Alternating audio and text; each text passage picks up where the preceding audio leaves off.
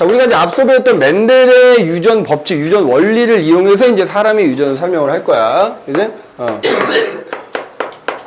자, 그런데 멘델이 이제 완두를 갖고 유전을 연구한 것과 달리 사람의 유전은 물론 그 원리를 적용하긴 하지만 연구하기가 훨씬 더 어려워. 그지? 어려워. 자, 사람의 유전 연구가 완두콩 갖고 하는 거하고는 비교가 안 된다 이 말이야. 훨씬 더 어렵단 말이야. 그럼 그 어려운 이유는 멘델이 완두콩을 사용한 이유하고 정확히 반대라고 생각하면 돼. 자, 일단 사람은 어떻다고 아까도 얘기했지만 태어나서 죽을 때까지가 굉장히 길기 때문에 내가 이 유전을 연구하기 위해서 여러 세대를 관찰해야 되는 그러게 너무 오래 걸려. 그지? 한 세대가 일단 굉장히 길어.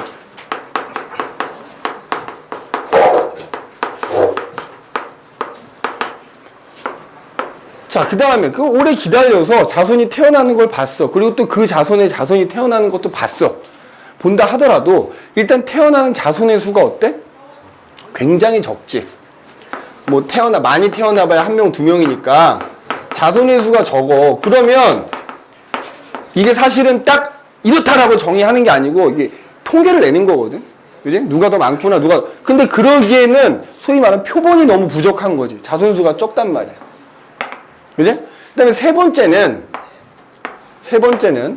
자, 완두는 말이야. 내가 둥근 완두, 녹색 완두, 뭐 녹색, 둥근 거, 뭐 자유롭게 교배할 수 있잖아. 사람이 그게 되냐? 내가 유전 연구하겠다고 너 얘랑 결혼해. 넌 또 얘랑 결혼해. 이게 안 된단 말이지. 그지? 자유로운 교배가 어때? 불가능하다. 자유로운 교배가 불가능하다. 자, 그 다음에, 사람한테 나타난 여러 가지 형질들이 있겠지. 물론 우리는 그 중에서도 비교적 뚜렷한 것만 하긴 하겠다만, 완두에 비해서 갖고 있는 형질은 굉장히 많은데, 그 형질들이 소위 말하는 우열관계, 대립 형질이 뚜렷하지 않은 게 굉장히 많아. 대립 형질이 되게 뚜렷하지 않고 복잡하다 이거지. 복잡해. 또 그 다음에 사실 이거랑도 연관된 얘기이기도 한데, 뚜렷한 것도 물론 있다만 뚜렷하지 않은 것들, 특히 뚜렷하지 않은 것들은 예를 들자면 키, 그다음에 예를 들어 뭐 피부 색깔 이런 건 뚜렷하지 않거든. 그렇잖아? 우리 다 같은 황인종이야. 근데 태욱이가 여름 휴가로 괌으로 놀러 갔다 왔어. 갔다 왔더니 시커멓게 타갖고 왔어. 황인종인지 흑인종인지 구분 안 되는겨. 그러니까 무슨 얘기냐면 우열관계도 뚜렷하지 않은 데다가 그 형질들이 환경의 영향을 많이 받아. 환경의 영향 많이 받아. 영향을 많이 받는다 이거지. 그래서 이러한 특징들 때문에 사람의 유전 연구는 멘델이 완두 갖고 연구했던 것에 비해서 훨씬 더 어렵다. 근데 그럼에도 불구하고 이제 연구들을 하겠지, 학자들은. 그지? 그럼 어떤 방법을 이용하느냐, 잘 봐. 한 세대가 길다 보니까 여러 세대를 직접 관찰하기가 어렵다 그랬지? 이 단원에서 이게 핵심이 될 텐데. 그래서 가계도라는 걸 만들어가지고 그 가계도를 분석을 해. 자, 지금 선생님이 노란색으로 쓰는 건 이제 대표적인 연구 방법인 거야. 그 다음에 자손수가 적으니까 그거를 뭐 일반화하고 통계내기가 어렵다고 그랬잖아. 그러니까 같은 사람이니까 자식들에 대해서 연구하는 게 아니라 그냥 집단을 조사하는 거지. 예를 들어 너희 학교에서 한 반에 있는 학생을 대상으로 혹은 한 학년을 대상으로 혹은 한 학교를 대상으로 이런 식으로 뭐해? 집단을 조사하는 거야, 집단. 그 집단을 가지고 이제 그 조사를 해서 통계를 낸다 이 말이야. 그 다음에 봐봐.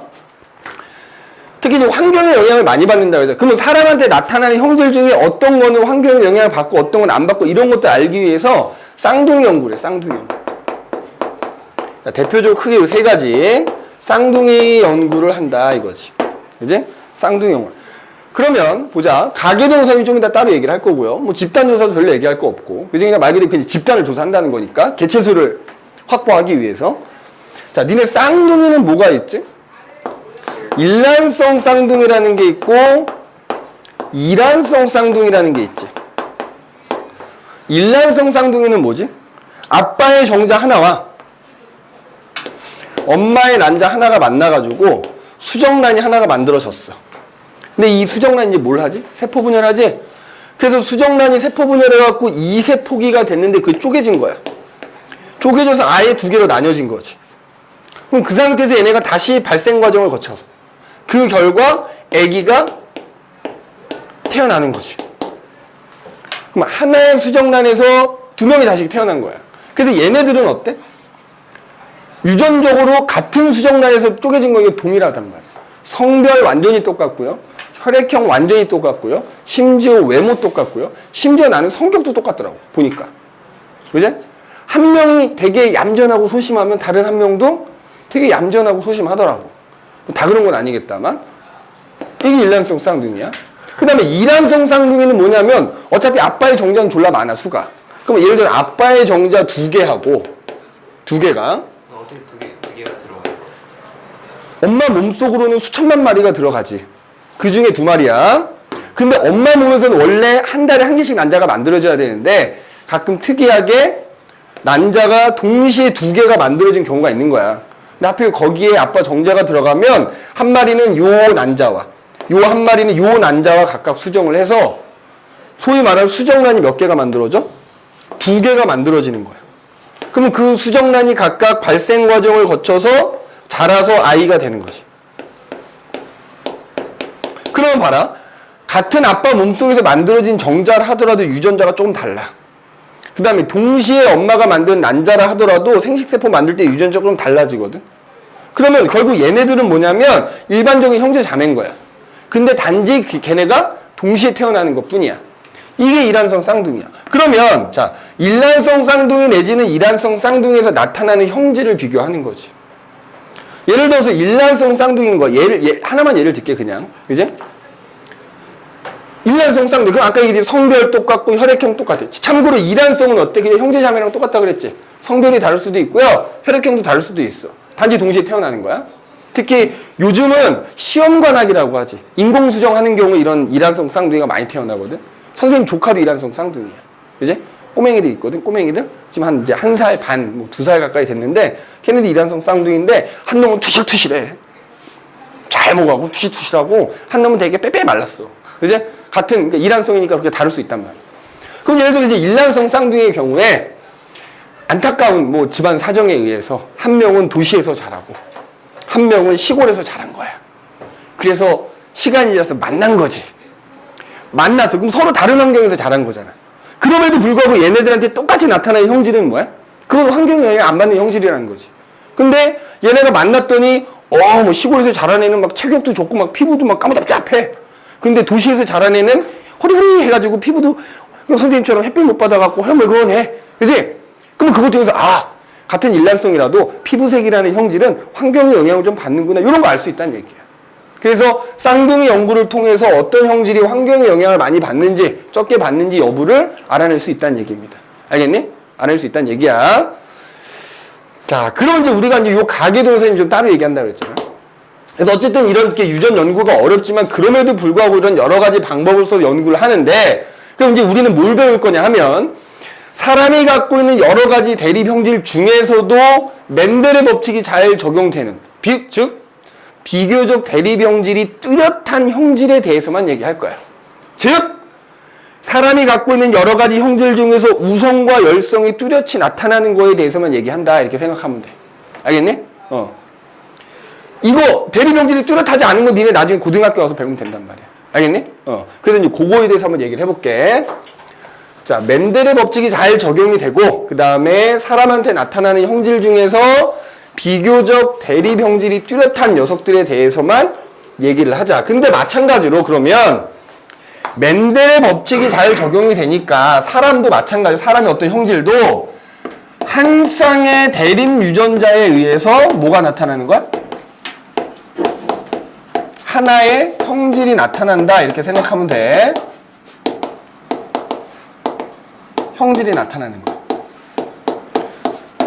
자, 이거는 이제 뭐 나중에 가면 단일인자 유전 이렇게 표현하거든. 그러니까 우리가 이제 그 맨델에서 완두의 모양이든 색깔이든 한 쌍의 유전자 때문에 모양이 뭐 어떤 모양이 나타나든 색깔 했잖아. 그거랑 똑같은 거. 똑같은 경우. 이거 이제 나중에 가면 단일인자 유전이라 부른단 말이야. 근데 이제 문제는 아까 잠깐 언급했다만 선생님 앞에서 얘기 않고 넘어오긴 했는데 멘델이 연구하던 당시에는 염색체라는 걸 존재도 모르고 그다음에 유전자라는 말도 쓰지 않았단 말이야. 근데 이제 나중에 그 과학자들이 뭐 서턴이라는 사람과 모건이라는 사람에 의해서 세포 안에 염색체가 있고 염색체 유전자가 있다. 그리고 이제 모건이라는 사람에 의해서는 염색체에서 딱 정해진 자리에 유전자가 있다라는 게 이제 밝혀졌단 말이야. 그러면 사람의 형질을 나타내는 이 유전자도 어디에 있어? 염색체 위에 있겠지. 맞아? 근데 사람의 염색체는 두 가지 아니냐? 남자와 여자가 공통으로 가지고 있는 상염색체가 있고 남자와 여자가 구별되게 해주는 성염색체가 있는 거지. 그럼 봐봐. 그 어떤 형질을 나타내는 그 대립 유전자가 상염색체 위에 있는 경우가 있을 거 아니야. 맞지? 1번부터 번호 붙였잖아. 1번부터 22번까지에 해당되는 상염색체 위에 있는 어떤 유전자 때문에 나타나는 형질이 있을 것이고, 맞니? 그 다음에 아니면 XY라고 하는 성염색체 위에 있는 유전자 때문에 나타나는 형질이 있을 거 아니야. 두 가지로 나눠서 생각을 하자는 거야. 알겠니? 어쨌든 어디에 있든지 간에 우열관계 뚜렷한 거 얘기할 거고. 그럼 봐봐. 상염색체에 의한 유전 뭐 이렇게 나올 거야. 그러니까 상염색체 위에 있는 유전자 때문에 나타나는 형질들. 자, 대표적인 게 뭐가 있냐면 예를 들어서 혐알기가 되냐 안 되냐를 결정하는 유전자. 그 다음에 눈꺼풀의 모양이 쌍꺼풀이냐 외꺼 그 눈꺼풀의 모양을 결정하는 유전자. 그 다음에 어떤 특정한 맛을 못 느끼거든. 미맹이라 하는데 그거를 결정하는 유전자. 그 다음에 예를 들어서 이 귓불 있지, 귓불. 이 귓불의 모양을 결정하는 유전자. 이런 것들은 다 대표적으로 어디 위에 있다고? 상염색체 위에 있다고. 그러니까 게다가 또 선생님이 대립형질이 뚜렷한 것만 얘기한다 그랬잖아. 잘 봐. 자, 우성형질과 열성형질이 뚜렷이 구분되는 것만 지금 얘기할 거란 말이야. 자, 혐알기가 되는 게 우성입니다. 혐알기가 안 되는 게 열성이고요. 자, 눈꺼풀도 그 우열의 원리에 따라 따져본 거지. 쌍꺼풀이 있는 게 우성이고요. 외꺼풀이 열성이야. 그 다음에 특정한 맛을 못 느끼는 걸 미맹이라 하는데 그래서 정상인 사람은 PTC 용액이라는 걸 떨어뜨려 쓴맛을 느껴. 근데 미맹인 사람은 그걸 못 느껴. 그게 미맹이거든? 그러면 그거를 결정하는 유전자도 어디 위에 있다고? 상염색체 위에 있다고. 맞아? 근데 정상인 사람이 당연히 우성이야. 미맹인 사람이 열성이야. 그건 좀 이따, 그건 여기 있어. 생명을 결정하는 유전자는 여기 있는 거야. 지금은 어디 위에 있는 것만? 상염색체 위에 있는 유전자에 의해서 나타나는 형질. 그리고 걔네들이 또 우열관계가 뚜렷한 것만 얘기한단 말이야. 귓불도, 자, 우리 귓불을 봤을 때 이렇게, 귀끝이 이렇게 떨어져 있어. 이거 분리형이라고 그러거든? 요게 우성이고요. 이렇게 귓불이 타고, 이제 선생님 귀 있지? 이거. 이렇게 타고 내리는 거? 귓불이 없다 이러잖아? 이거 부착형이라고 하는데, 요게 열성인 거야. 근데 이런 형질들을 결정하는 유전자는 어디 위에 있는 거다? 우성이 나타나든 열성이 나타나든 그 유전자는 상염색체 위에 있는 거야. 그러면 상염색체는 남자나 여자나 공통으로 갖고 있다 그랬지? 따라서 이 형질들은 남녀 구별 없이 뭐야? 다 똑같은 비율로 나타나. 알겠니? 왜? 상염색체가 남자 여자 다 갖고 있으니까. 알겠니? 뭐 한다고? 상염색체 위에 있는 유전자 때문에 나타난 이런 형질들은 남녀에 관계없이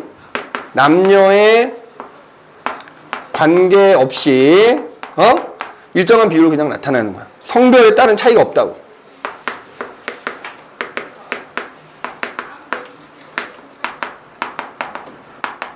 알겠죠? 자, 아까도 얘기했다. 우성은 좋은 거, 열성은 나쁜 거 아니야. 이 한 몸 희생하자면 나는 혐알기가 안 되는 사람이야. 쌍꺼풀도 외꺼풀이야. 귓불도 부착형이야. 이게 안 좋은 거라 그러면 선생님은 병신 3종 세트 갖고 있는 거야. 그지? 근데 그렇지 않단 말이야.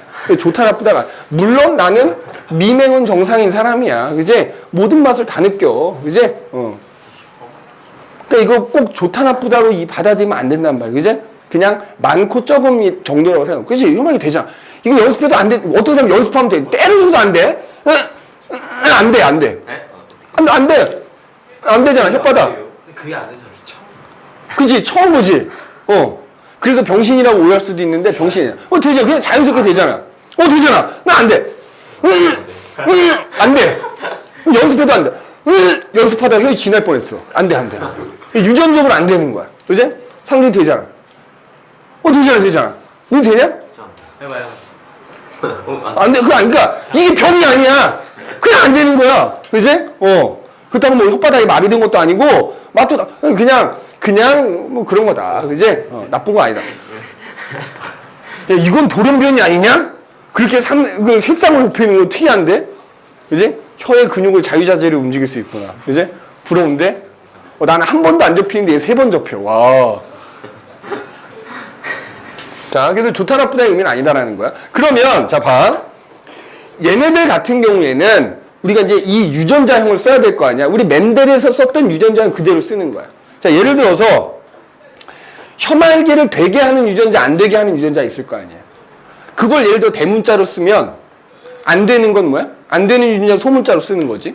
그럼 유전자형 어떻게 쓰냐면 예를 들어서 혀말기가 되는 사람은 유전자형이 이거나 이거일 거라고. 우열의 원리 그대로 적용이 되니까. 혀말기가 안 되는 사람은 이렇게 쓰는 거야, 유전자형. 알겠니? 유전자 이렇게 쓰는 거라고. 그 다음에 눈꺼풀의 경우에도 뭐 예를 들어서 A 유전자다 쌍꺼풀이 나타나게 하는 게, 그지? 그럼 안 나타나게 하는 거 스몰 A다 그러면 쌍꺼풀이 있는 사람은 유전자형이 AA이거나 A 스몰 A 우열의 원리다 이렇게 되는 거야. 외꺼풀인 사람은 그냥 스몰 A. 그러니까 이 형질들에 대해서 유전자형을 쓸 때는 그냥 멘델 법칙 그대로 이용해서 쓰면 되는 거야, 유전자형을. 알겠니? 그래서 얘네들은 어쨌든 남녀 성별에 상관없이 그냥 일정한 비율로 나타나는 것 뿐이다. 그러면 이제 문제는 잘 봐. 문제는 요거지. 어떤 유전자는 성형색체 위에 있는 거야. 근데 우리 알다시피 성형색체는 두 가지가 있지 않니? X염색체가 있고, 맞지? Y염색체가 있는 거야. 그러니까 만약에 어떤 유전자는 X 위에 있어. 그 X 위에 있는 유전자 때문에 나타나는 형질이 있을 거 아니야. 혹은 Y 위에 있어. Y 위에 있는 유전자 때문에 나타나는 형질이 있겠지. 근데 생각해봐. 너네 만약에 Y염색체 위에 있는 어떤 유전자 때문에 형질이 나타난다고 하면 그건 누구한테만 나타나? 남자한테만 나타나겠지. 여잔데 Y염색체가 있는 경우는 없을 거 아니야. 맞지? 자, X염색체가 보통 크기가 크고요. Y는 크기가 작은 거야. 그럼 잘 봐. 만약에 어떤 유전자가 Y염색체 위에 딱 이렇게 있다고 치지. 그러면 자, 얘랑 상동 염색체이긴 하지만 크기가 다르지. 그러니까 요 Y염색체에 있는 유전자하고 X염색체에 있는 유전자는 서로 대립 유전자다 아니다? 대립 유전자는 아니야. 그러니까 설사 여기에 같은 위치에 어떤 유전자가 있다 하더라도 얘랑 짝이 돼서 형질이 나타나는 게 아니야. 그냥 이 Y 위에 있는 거 요거 하나 때문에 형질이 나타나는 거야. 근데 Y염색체는 누구만 있다고? 남자만 있다고. 그러니까 Y염색체 위에 있는 유전자 때문에 나타나는 형질은 누구에게만 나타난다? 남자에게만 나타나는 거야.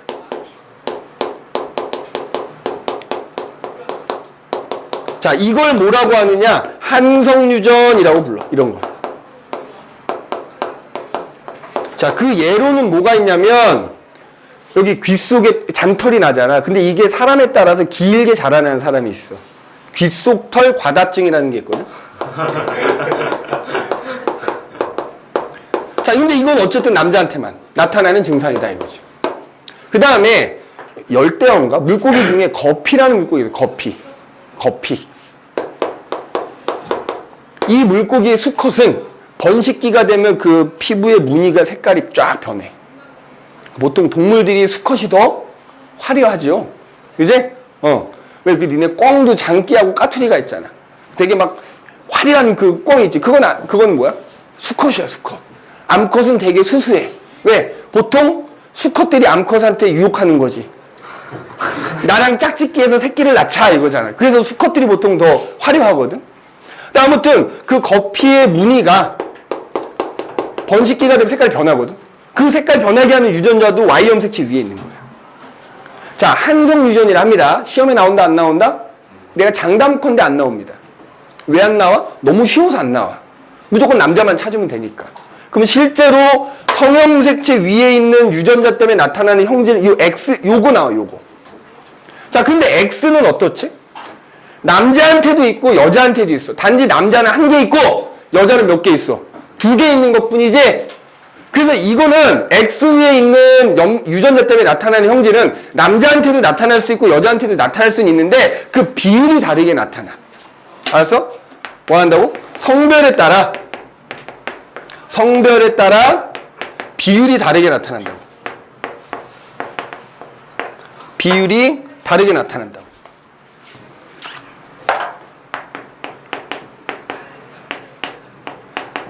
자, 그래서 이걸 뭐라고 하냐면 반성유전이라고 합니다. 뭐라고 한다고? 반성유전. 자, 그럼 요 Y염색체는 일단 지울게. 자, 그러면 X염색체 위에 있는 유전자 때문에 나타나는 대표적인 형질.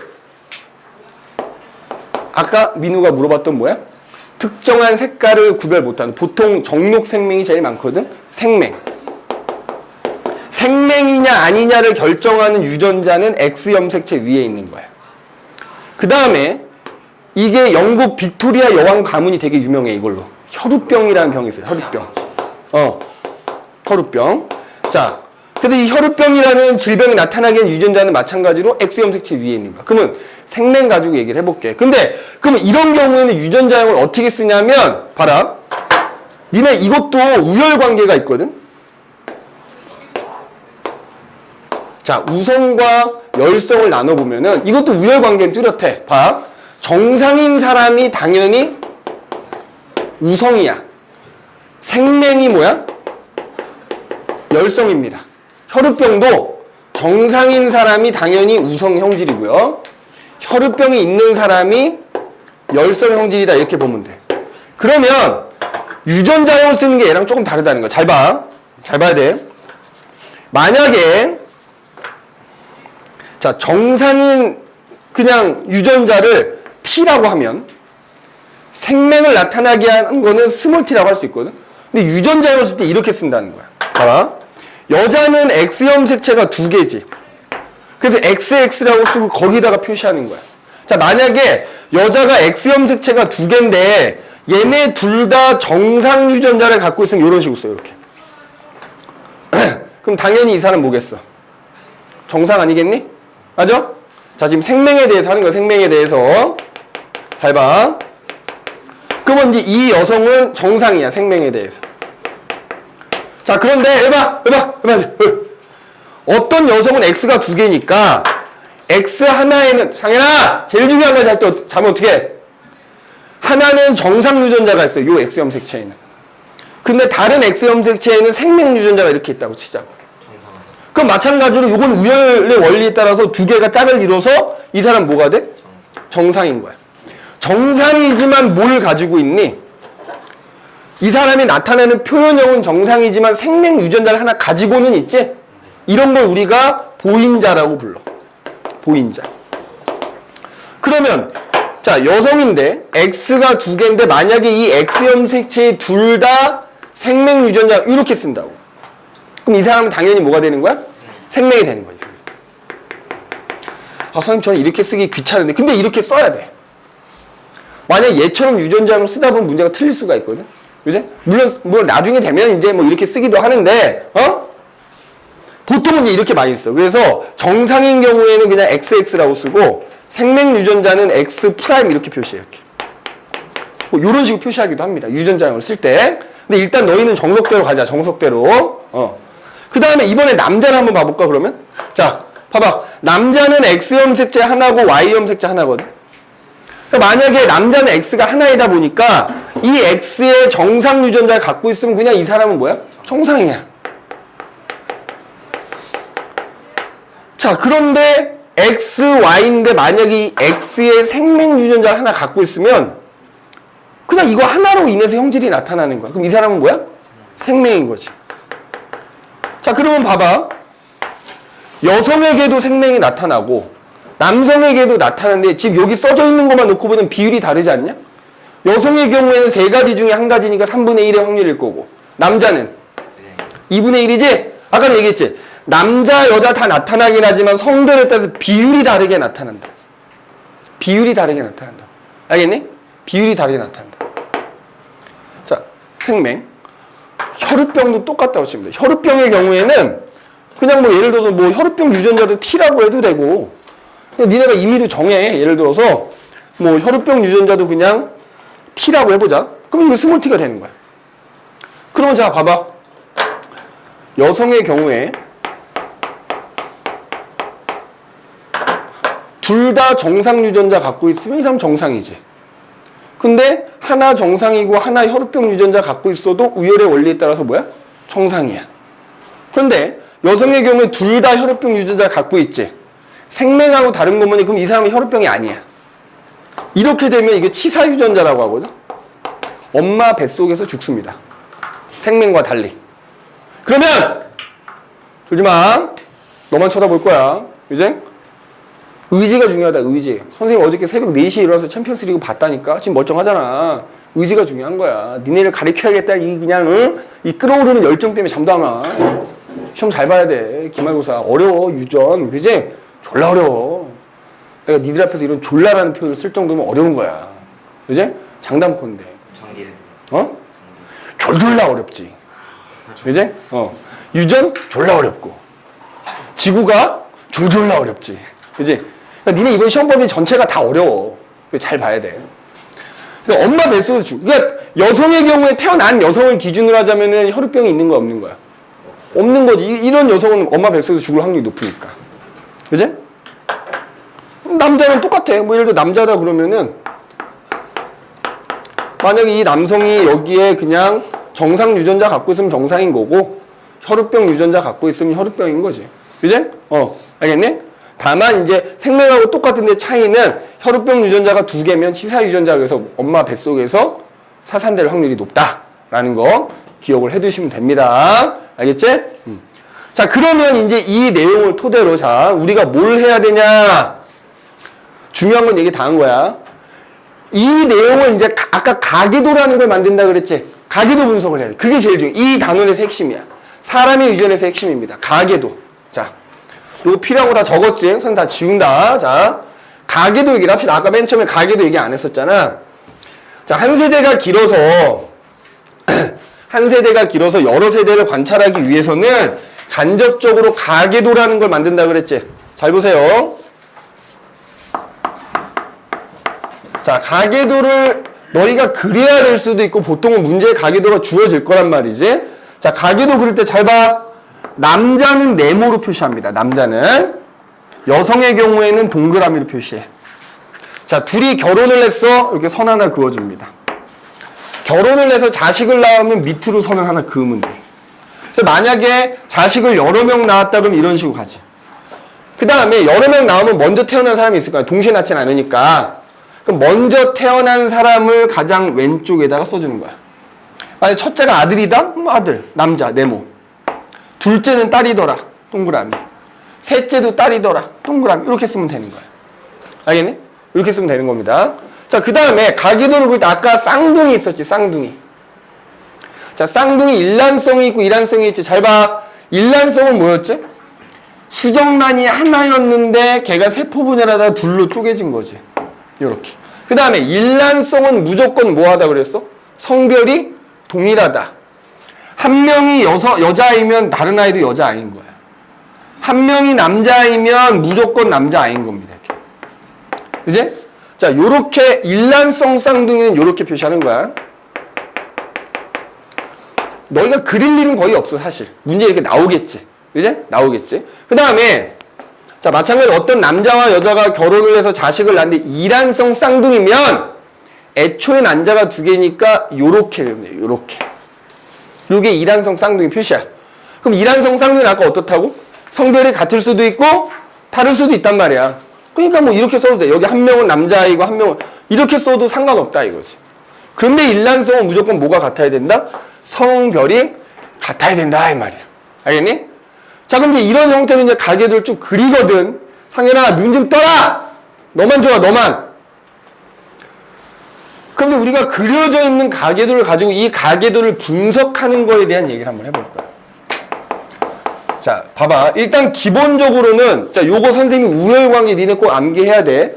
너희가 우열관계를 알고 있는 거 가지고 이제 가계도가 나올 거야. 알겠니? 가계도가 나올 겁니다. 그러면 생맹을 갖고 한번 얘기를 해볼게. 생맹. 자, 선생님이 책을 보고 예를 하나 들어서 해줄게. 가계도가 조금 저기로 가볼까? 우리 참고로 여기서 이것도 있다. 아까 상염색체 위에 있는 거지. 혈액형도 사실은 혈액형 결정하는 유전자도 어디 위에 있어? 상염색체 위에서. 혈액형은 내가 따로 얘기할게. 따로 얘기할 테니까. 자, 그러면은 그러니까 지금 선생님이 설명으로는 그냥 54페이지, 55페이지를 쭉 얘기를 한 건데 거기서 혈액형만 얘기 안 했다 생각하면 됩니다. 그지? 혈액형은 나중에 좀 합시다. 나중에. 일단은 어디를 좀 보시냐 하면 아니다. 일단 요거 선생님 일반적인 걸 얘기해 줄게. 자, 봐봐. 아니다. 이것도 얘가 어쨌든 있는 게 낫겠지. 그러면은 저기 58페이지라고 돼 있는데 한번 가볼까? 58페이지. 프린트를 준 사람들도 58페이지에 해당되는 페이지를 한번 펴보세요. 자, 거기 지금 이렇게 두 가족이 있어. 1, 2, 이제 이게 흑백으로 돼 있어서 아마 잘 안 보일 수도 있으니까 선생님이 표시를 해줄게.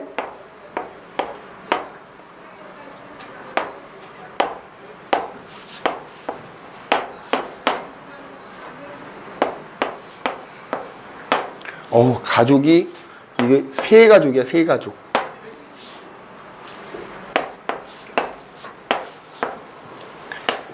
자, 보통 가계도가 이제 이렇게 나오면 번호가 붙어져 있으니까 맨 위에 줄부터 이게 한 세대거든. 한 세대, 두 세대, 세 세대지. 3세대가 있는 거야, 지금. 왼쪽부터 번호 붙이는 겁니다. 1, 2, 3, 4, 5, 6, 7, 8, 9, 10. 뭐 이렇게 이제 번호가 붙어 있을 거야.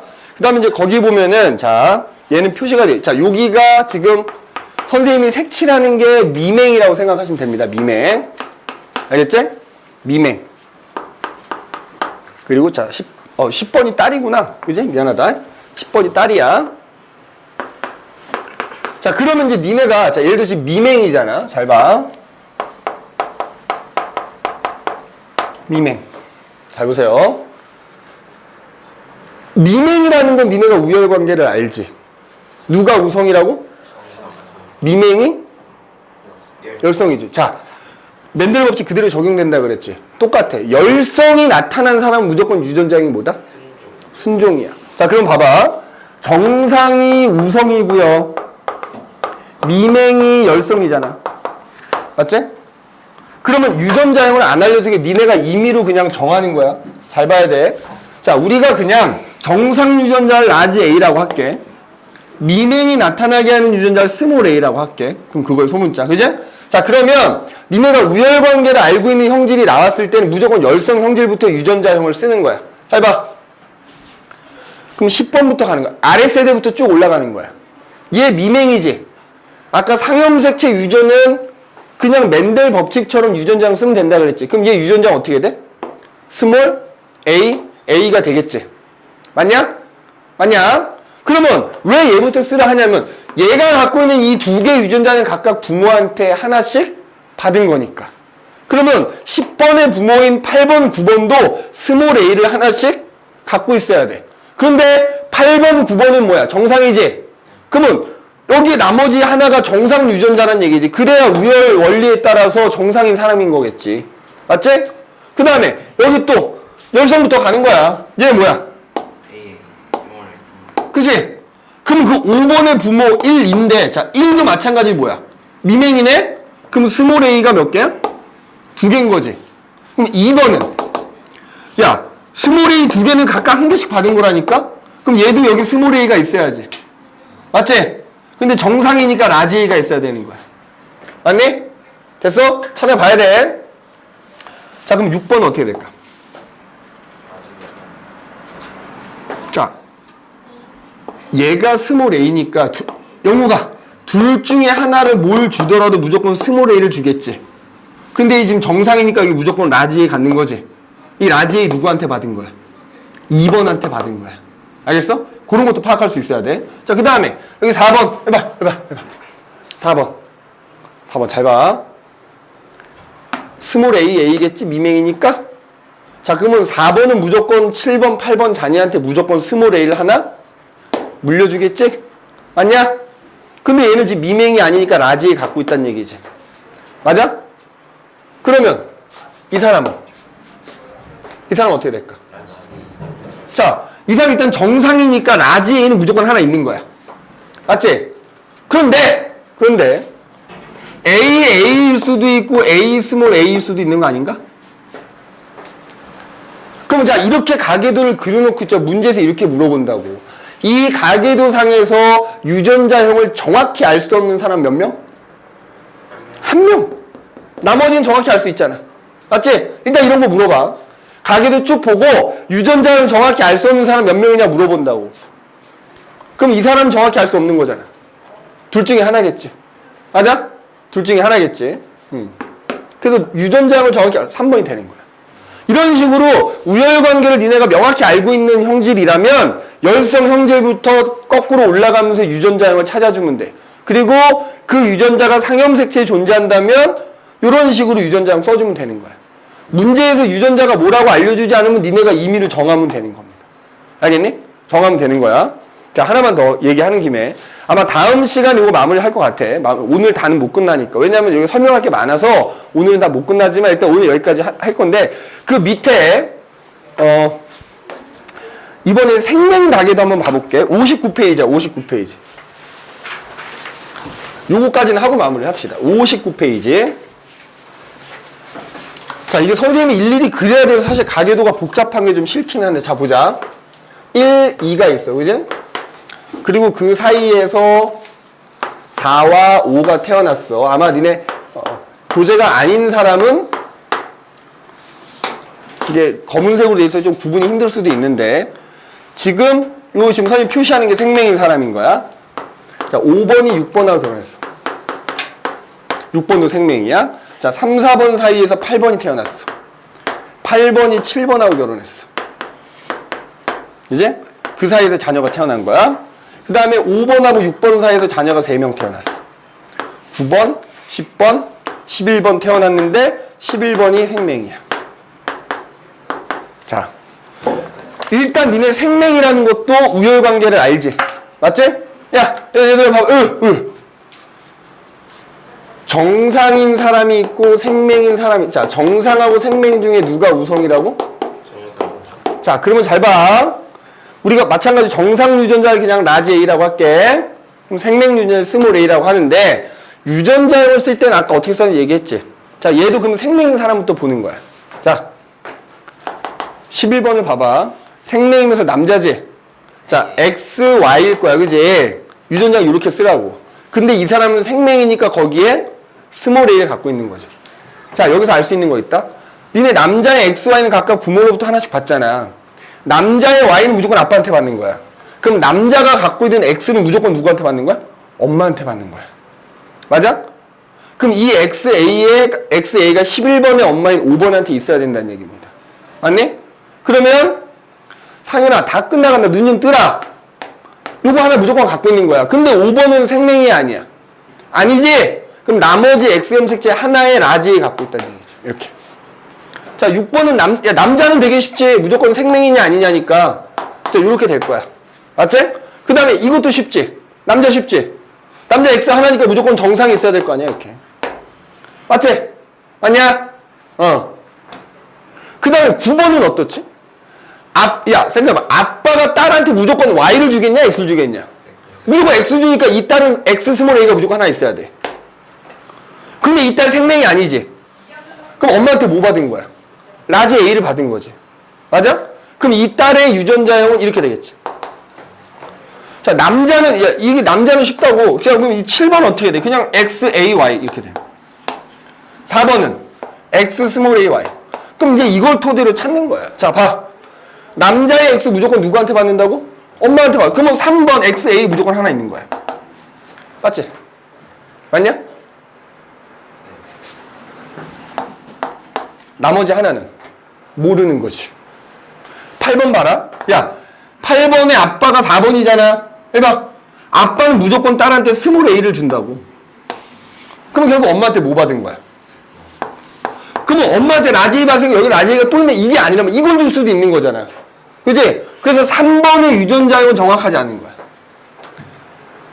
잘 들어. 나 다음 시간에 시험 볼 거라고. 졸지 말고 다음 시간에 또 이상한 질문 하지 말고. 너만 지금 졸고 있다 그랬지? 자, 그 다음에 봐. 4번하고 5번을 토대로 1번의 유전자형을 찾는 거예요. 뭐 근데 남자는 그냥 무조건 쉽다 그랬잖아. 남자부터 다 표시해놓으면 돼. 이거지? 맞지? 자, 그럼 봐봐. 이 남자의 스몰 A 어디서 왔냐?